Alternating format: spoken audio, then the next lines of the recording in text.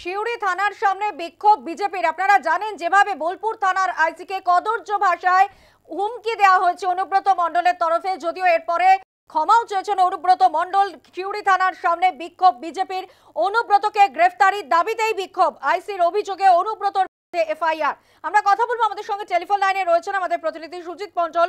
সুজিত, ইতিমধ্যেই সিউড়ি থানার সামনে বিক্ষোভ করা হয় বিজেপির তরফে, কি ছবি?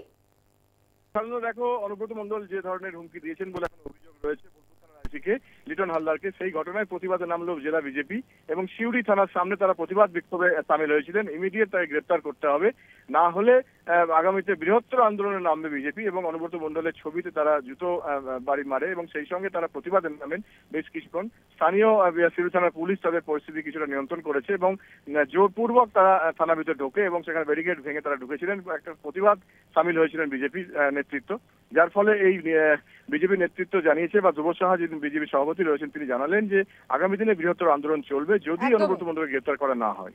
ধন্যবাদ সুজিত।